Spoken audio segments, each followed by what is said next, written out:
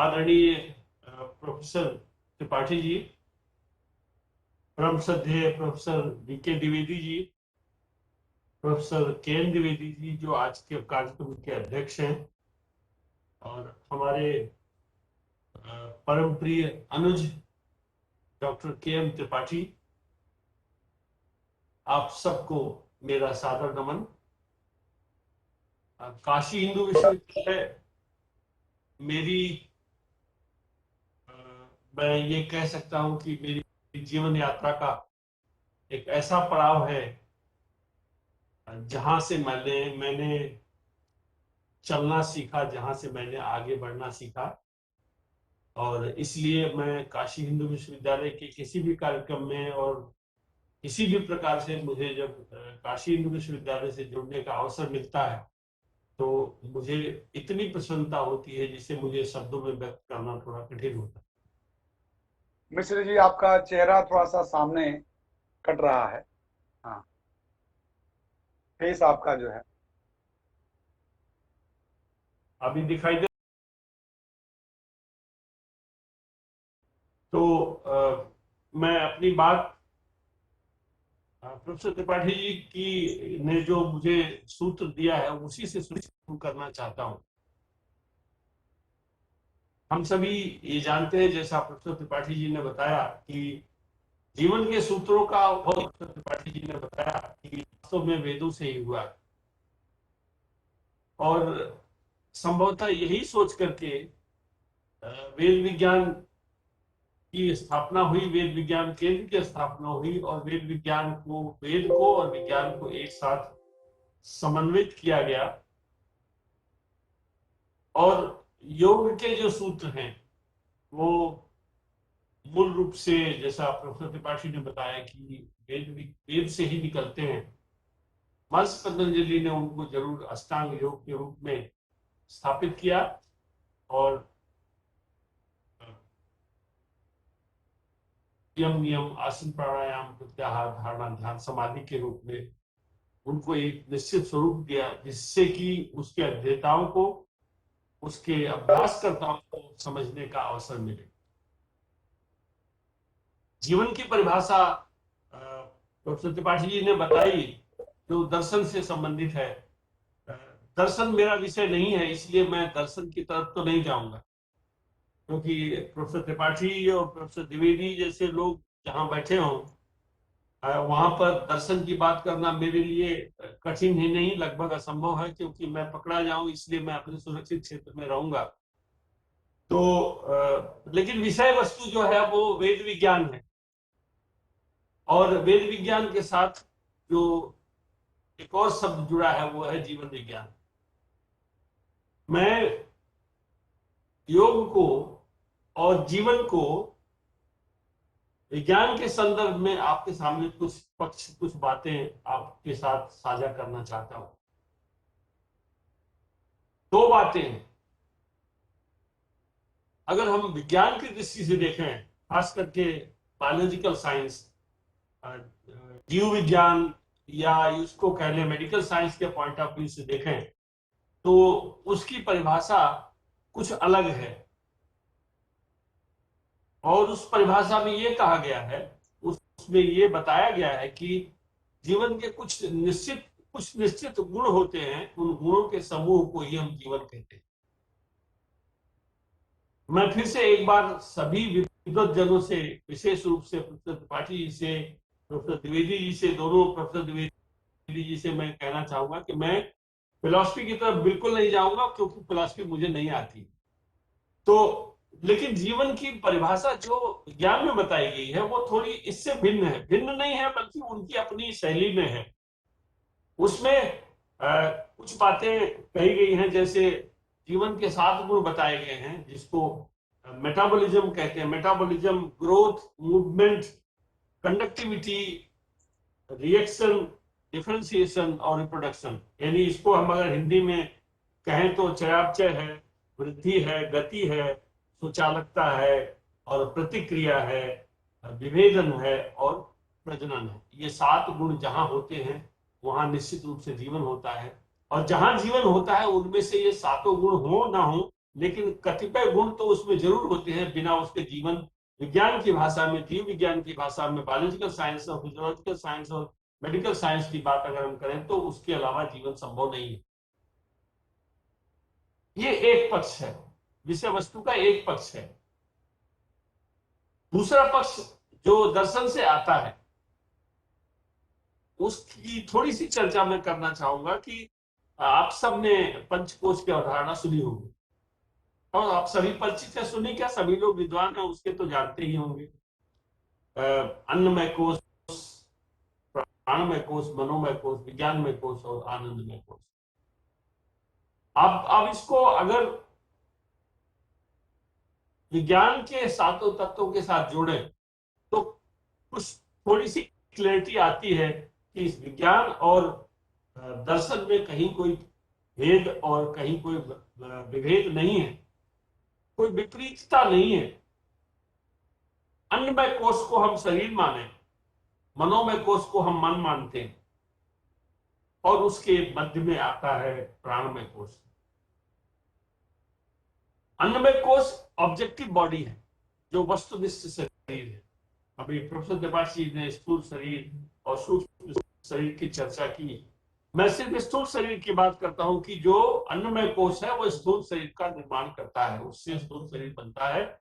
और स्थूल शरीर की रचना, उसकी क्रिया, इसके बारे में हम सबको अच्छी तरह से पता है। मेडिकल साइंस में, बायोलॉजिकल साइंस में स्थूल शरीर की रचना और उसकी क्रिया के बारे में बहुत विस्तार से सब कुछ बताया जा चुका है। और लेकिन मनोमय शरीर के बारे में बायोलॉजिकल साइंस में ज्यादा कुछ नहीं कहा गया। हमें उसके लिए मनोवैज्ञानिक या मनोविज्ञान, साइकोलॉजिकल डिसिप्लिन का सहारा लेना पड़ता है।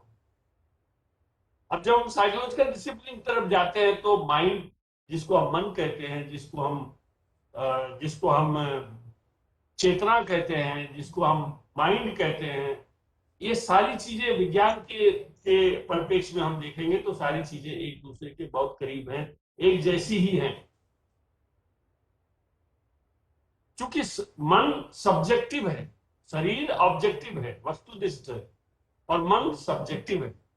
उसे हम केवल अनुभव कर सकते हैं, उसे देख नहीं सकते, और अनुभव उसके गुणों से कर सकते हैं। ये अच्छा है, ये बुरा है, ये प्रिय है, ये अप्रिय है, ये प्रिया है, ये पराया है, ये सारी चीजें हम अनुभव करते हैं। और अनुभव करके इस जानकारी को, इस इंफॉर्मेशन को हम शरीर को फीड करते हैं। मस्तिष्क शरीर के साथ इसको साझा करता है, मन शरीर के साथ इसको साझा करता है, और शरीर फिर उस पर, शरीर के द्वारा मन अपनी प्रतिक्रिया देता। शरीर को प्रतिक्रिया देने के लिए मन की आवश्यकता होती है, बिना शरीर के मन प्रतिक्रिया नहीं दे सकता। अब प्रश्न ये आता है कि अगर शरीर और मन दोनों हमारे साथ हैं, और ये निश्चित है कि हमारी आइडेंटिटी के, हमारे अस्तित्व के ये दोनों अभिन्न अंग हैं, और इन दोनों अभिन्न अंगों को जोड़ने का काम, एक दूसरे के पास लाने का काम अगर कोई तत्व करता है तो वह है प्राणमय कोश। और विज्ञान की भाषा में अगर हम कहें तो प्राणमय कोश का सीधा संबंध हमारे ब्रीदिंग से है, हमारी श्वास से है। श्वास अगर आपकी नियंत्रित है तो आप निश्चित मान के चलिए कि आपका मन आपके पास है। अगर श्वास आपकी नियंत्रित नहीं है तो ये मान के चलिए कि आपका मन आपके पास नहीं है। यही कारण है कि योग में कोड ऑफ कंडक्ट, यम नियम के बाद आसन आता है, और आसन के बाद प्राणायाम आता है। प्राणायाम एक ऐसी प्रक्रिया है जिसके दो काम हैं। एक तो वो हमारे शरीर को ऑक्सीजन की सप्लाई करता है। ऑक्सीजन की सप्लाई क्यों करता है? प्राणायाम मतलब श्वास, श्वास पर श्वास, श्वास पर श्वास मतलब श्वसन, श्वसन मतलब ब्रीदिंग। ब्रीदिंग से हमें दो चीजें मिलती हैं, दो लाभ होते हैं, या इसके दो प्रमुख कार्य हैं। एक तो है सप्लाई ऑफ ऑक्सीजन, बॉडी को ऑक्सीजन की आवश्यकता होती है। आप सभी इस बात से सहमत होंगे कि हमारा जीवन जीने के लिए दो चीजों की आवश्यकता है जो हमें बाहर से मिलता है। वैसे तो पंचमहाभूतों की बात प्रोफेसर त्रिपाठी जी ने बताई कि हमारे शरीर की रचना ही पंचमहाभूतों से हुई है। चित्त जल पावक गगन समीरा पंच रचित अदम शरीरा, हम सभी इस बात को जानते हैं। प्रश्न ये है कि अगर इन 5 तत्वों से हमारे शरीर का निर्माण हुआ है तो फिर शरीर का पोषण भी इन्हीं 5 तत्वों से होता है। इसके अतिरिक्त हमको किसी अन्य चीजों की आवश्यकता नहीं होती। शरीर और मन को जोड़ने का काम हमारी श्वास करती है। मैंने आपको निवेदन किया कि श्वास का 2 लाभ है, 2 कार्य है। नंबर 1, श्वास हमारे शरीर को ऑक्सीजन देती है। ऑक्सीजन क्यों देती है? क्योंकि हमारे शरीर को जीने के लिए 2 वस्तुओं की आवश्यकता होती है जिसे हम प्रकृति से लेते हैं। दोनों ही प्रकृति से लेते हैं। महत्वपूर्ण बिंदु यह है कि दोनों ही हम प्रकृति से लेते हैं। एक है श्वास यानी ऑक्सीजन और दूसरा है पौष्टिक तत्व भोजन।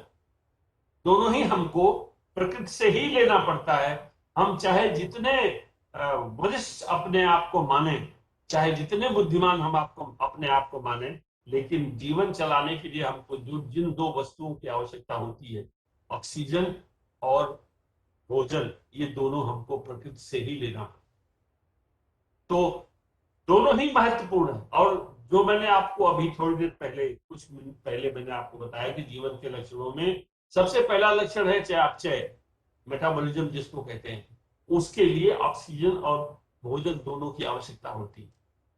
और ऑक्सीजन और भोजन दोनों हमारे शरीर में प्रवेश करते हैं। श्वसन के द्वारा हमारे शरीर में ऑक्सीजन प्रवेश करती है और भोजन के द्वारा हमारे शरीर में पौष्टिक तत्व, कार्बोहाइड्रेट, प्रोटीन, फैट, विटामिन और मिनरल्स प्रवेश करते हैं।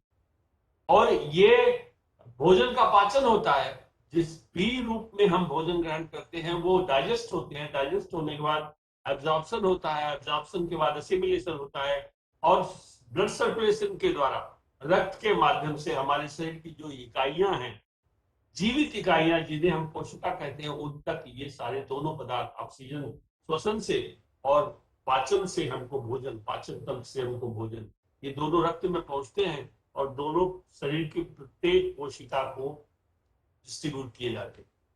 और ऑक्सीजन की उपस्थिति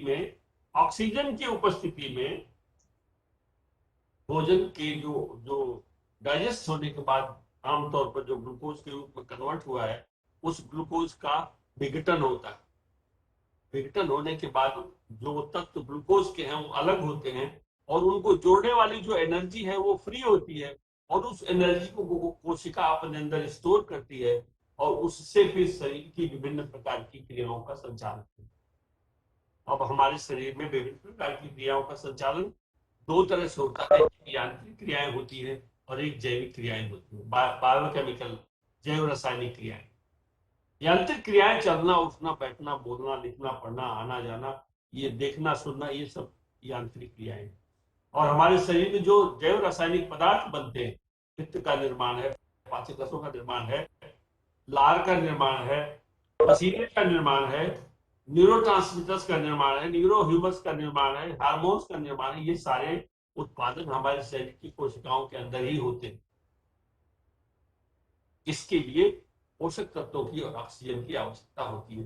तो पहला, अब ये पहला काम तो श्वसन का ये हुआ, जो कि मेरी बात को अगर आप ध्यान से सुनेंगे तो मैं सिर्फ कोशिश कर रहा हूं कि शरीर और मन जो जीवन के जो हमारे जीवन के 2 अभिन्न अंग हैं, उन दोनों को एक साथ कैसे लाएं ताकि हमारा जीवन विज्ञानमय हो सके और स्वस्थ हो सके। तो एक तो काम ये हुआ।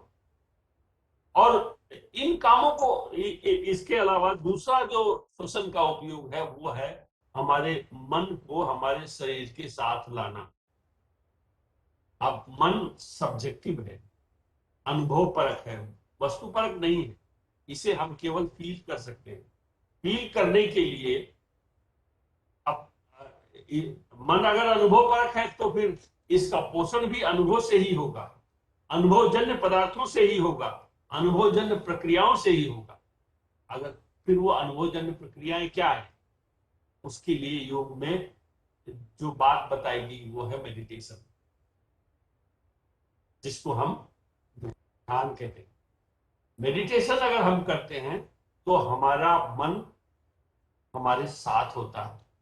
एक साधन है मेडिटेशन मन को शरीर के साथ जोड़ने का, लेकिन उसके साथ एक प्री कंडीशन है। प्री कंडीशन ये है कि इसीलिए ध्यान को से पहले प्राणायाम को रखा गया।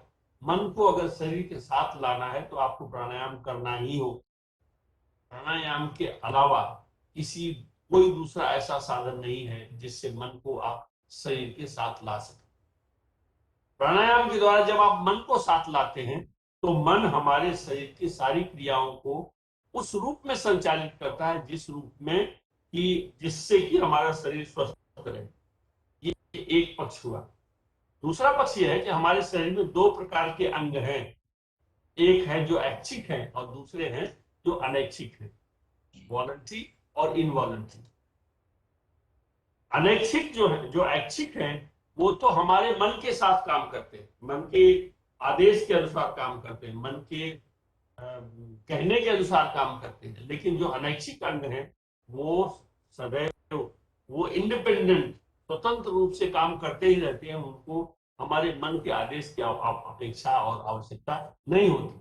जैसे हमारे हृदय की धड़कन, हमारा ब्लड, हमारा हार्ट हमेशा पंप करता रहता है, हमारी श्वसन क्रिया अपने आप चलती रहती है। आप भोजन करने के लिए स्वतंत्र हैं, भोजन जब चाहेंगे तब करेंगे, लेकिन भोजन करने के बाद डाइजेशन पर, पाचन पर आपका कोई अंकुश और नियंत्रण नहीं है। आप उसको नियंत्रित नहीं कर सकते, आप उसको चेंज नहीं कर सकते। पाचन तो होगा ही होगा। हाँ, अब इसमें एक असली जो जो पेच है वो ये है कि ये सारे जो internal vital, internal, involuntary organs हैं, इनको हमारा मन प्रभावित करता है परिस्थितियों के अनुसार। अब परिस्थितियां हमको कहां से मिलती है? परिस्थितियां अभी जो प्रोफेसर त्रिपाठी जी बता रहे थे, परिस्थितियां हमको जो हमारी 5 ज्ञान इंद्रियां हैं उनसे हमको बाहर से सारी सूचनाएं जो मिलती है, वो अनुकूल हो या प्रतिकूल हो। अगर वो अनुकूल है तो फिर कोई फर्क नहीं पड़ता, लेकिन अगर प्रतिकूल है तो उन परिस्थितियों के लिए उसकी प्रतिक्रिया हमारे मन में तैयार होती है। यहां मैं एक चीज और स्पष्ट कर दूं कि बायोलॉजिकल साइंस में सिर्फ इतनी सी बात कही गई है कि मन का स्थान जो है, जो मन की सीट है, माइंड की जो सीट है, मन जो काम करता है वो केवल और केवल मस्तिष्क से काम करता है। मस्तिष्क, brain is the seat of mind. अब मस्तिष्क से काम करता है तो मस्तिष्क जितना मैसेज इन वॉलंटरी ऑर्गन्स को, मैंने आपको निवेदन किया कि ये सारे इनवॉलंटरी ऑर्गन्स हैं, मस्तिष्क के आदेश से स्वतंत्र हैं। लेकिन समय समय पर जैसी हमें ज्ञानेंद्रियों से 5 स्पेशल सेंसेस से, 5 ज्ञानेंद्रियों से जैसी हमको अनुकूल प्रतिकूल सूचना मिलती है, उस सूचना का की जो प्रतिक्रिया होती है, क्योंकि जीवन, मैंने आपको बताया था, जीवन का एक महत्वपूर्ण वैज्ञानिक रूप से अगर देखें तो एक महत्वपूर्ण लक्षण प्रतिक्रिया भी है। अब मृत वस्तु प्रतिक्रिया नहीं करती, केवल जीवित वस्तु ही प्रतिक्रिया करती है। तो प्रतिक्रिया तब होगी जब हमको बाहर से कोई उद्दीपन मिलेगा। बाहर से जो उद्दीपन मिलेगा वो हमारी 5 ज्ञानेंद्रियों से मस्तिष्क को जाता है। मस्तिष्क उसका विश्लेषण करता है, प्रतिक्रिया तैयार करता है, और प्रतिक्रिया तैयार करके उस प्रतिक्रिया को वो एग्जीक्यूट करता है, उसका आदेश प्रसारित करता है। आदेश हमारे अनैच्छिक अंगों को भी हो सकता है और ऐच्छिक अंगों को भी हो सकता है। अगर हमारे अनैच्छिक अंगों को वो आदेश जाता है तो हमारे शरीर के वे अंग जो इंडिपेंडेंट काम करते हैं, जैसे हमारी श्वास है, जैसे हमारा पाचन है, जैसे हमारा लीवर है, जैसे हमारा हृदय है, ये सब स्वैच्छिक ढंग से काम करते रहते हैं, इनको आदेश की जरूरत नहीं होती। लेकिन अगर मस्तिष्क से इनको कोई आदेश जाएगा तो इनमें उत्तेजना उत्पन्न होगी, और वही उत्तेजना प्रतिक्रिया के रूप में हमारे सामने आती है। अब प्रश्न ये है कि इस प्रतिक्रिया को हम कैसे रोक सकते हैं? रोकने के पहले एक बात मैं फिर से स्पष्ट कर दूं कि इस तरह से 5 ज्ञानेंद्रियों के माध्यम से बाहर से जो भी सूचनाएं हमारे शरीर के अंदर जाती हैं वो मस्तिष्क तक पहुंचती है। मस्तिष्क प्रतिक्रिया करने के लिए फिर शरीर को कम्युनिकेट करता है, मतलब कि शरीर और मन के बीच में निरंतर संवाद होता है, बॉडी एंड माइंड कम्युनिकेशन होता है, और वो बॉडी एंड माइंड कम्युनिकेशन जो होता है वही इंपॉर्टेंट होता है, वही प्रतिक्रिया का आधार होता है। जैसी प्रतिक्रिया मन से, माइंड से, ब्रेन से हमारे शरीर के मूल रूप से इनवॉलंटरी ऑर्गन, अनैच्छिक अंगों को जाएगी, वैसा ही प्रतिक्रिया हमारे द्वारा व्यक्त की जाएगी, शरीर वैसी ही प्रतिक्रिया व्यक्त करेगी। आपको मैं इसका एक उदाहरण देता हूं कि हम किसी बात पर क्रोधित होते हैं। अब क्रोध की परिभाषा कोई नहीं है, केवल क्रोध के लक्षण हैं। हमारा हृदय गति बढ़ जाएगी, रक्तचाप बढ़ जाएगा, श्वसन की गति बढ़ जाएगी, हमारे रोम खड़े हो जाएंगे, चेहरा लाल हो जाएगा, हमारा मुंह सूख जाएगा, लार का सिक्रीशन बंद हो जाएगा। ये सारी अनैच्छिक अंगों की क्रियाएं प्रभावित होती हैं, और इन सभी को इकट्ठा कर दिया जाता है, तो वही क्रोध कहलाता है। और क्रोध की और ऐसे और कोई दूसरी परिभाषा नहीं है। तो अगर इन अंगों को हम प्रभावित करते हैं तो उसका असर हमारी जीवन यात्रा पर पड़ता है। बार बार अगर हमको क्रोध आए तो हमारे इनवॉलंटरी ऑर्गन्स, जो ये अनैच्छिक अंग हैं, जिनका काम इंडिपेंडेंट स्वतंत्र रूप से होता है, वो प्रभावित होता है, वो उत्तेजित होते हैं। वो उत्तेजित होते हैं तो हम उत्तेजित होते हैं। इन अंगों की उत्तेजना हमारे स्वास्थ्य को, हमारे शरीर की साम्य अवस्था को प्रभावित करती है, जिसको हम स्टेट ऑफ होम्योस्टेसिस कहते हैं, उसको प्रभावित करती है, और फिर उस प्रभाव से हमारे स्वास्थ्य पर प्रतिकूल असर पड़ता है। अगर हमारी हृदय की गति निरंतर बढ़ी रहे या बार बार बढ़ती रहे तो एक ऐसी स्थिति आती है कि हृदय फिर सामान्य अवस्था में आता ही नहीं है, और फिर हम हाइपरटेंशन के पेशेंट हो जाते हैं। अब हमको औषधि लेनी पड़ती। तो इसका समाधान सिर्फ इतना है कि सबसे पहले तो हम जो हमारे जीवन के, अगर हम अपने जीवन को विज्ञान के अनुसार, अगर हम अपने जीवन को स्वस्थ रखना चाहते हैं, तो सबसे पहला काम हमको करना पड़ेगा कि हम कोड ऑफ कंडक्ट को फॉलो करें। और कोड ऑफ कंडक्ट क्या है, जिसकी चर्चा अभी प्रोफेसर त्रिपाठी जी ने की। 5 एम और 5 नियम, इनको जीवन में अपने फॉलो करिए। केवल फॉलो करना है, कोई अभ्यास आपको नहीं करना है। सच बोलना है तो बस सच ही बोलना। अगर आपको अस्ते से परहेज करना है तो फिर परहेज ही करना है। आपको संतोष करना है तो संतोष करना है, क्यों करना है आपको, कोई एक्सरसाइज थोड़ी करनी है। लेकिन हम अपने जीवन में अगर ये करेंगे एक बार, सबसे पहला काम, अगर हम शरीर और मन के बीच में संवाद को बढ़ाना चाहते, जो कि स्वस्थ जीवन के लिए, विज्ञानमय जीवन के लिए, आनंदमय जीवन के लिए आवश्यक है, तो फिर हमें शरीर और मन के कम्युनिकेशन को बढ़ाना पड़ेगा और बनाए रखना पड़ेगा, संतुलित रखना पड़ेगा, जिससे हमारे शरीर की साम्यावस्था बनी रहे। तो उसका एक और एकमात्र साधन अगर कहीं है और कोई है तो वो है मेडिटेशन और ध्यान। और ध्यान के लिए मन का आपके साथ होना चाहिए, इसीलिए ध्यान के पहले आपको प्राणायाम का अभ्यास करना पड़ेगा। अगर आप ये 2 प्रक्रियाएं करते हैं, योग के 2 अभ्यास करते हैं, तो शरीर और मन के बीच में जो निरंतर संवाद होता है वो संतुलित रहेगा, और हमारे शरीर की जितनी भी अनैच्छिक क्रियाएं हैं, हमारे शरीर के जितने भी अनैच्छिक अंग हैं, वो सब स्वतंत्र रूप से अपनी स्टैंडर्ड लिमिट में, स्टैंडर्ड स्पीड से, स्टैंडर्ड क्वांटिटी में वो काम करेंगे, और हमारे शरीर के बीच में जो शरीर और मन का जो संवाद है वो निरंतर संतुलित रहेगा और हम स्वस्थ रहेंगे। इन्हीं शब्दों के साथ मैं अपनी बात को, अपनी वाणी को विराम देता हूं। और जो कुछ थोड़ा सा समय था हमारे पास, हमको 11:30 से 12 का समय दिया गया था, लेकिन 12:15 हो गया मेरे ख्याल से। मैंने समय का अतिक्रमण अगर किया हो तो उसके लिए क्षमा प्रार्थना। और एक बार पुनः आदरणीय प्रोफेसर उपेंद्र जी त्रिपाठी, आदरणीय प्रोफेसर द्विवेदी जी, और आदरणीय आज के अध्यक्ष प्रोफेसर द्विवेदी जी, डॉक्टर भारती, और सभी श्रोताओं को मेरा सादर प्रणाम, सादर नमन, नमस्कार।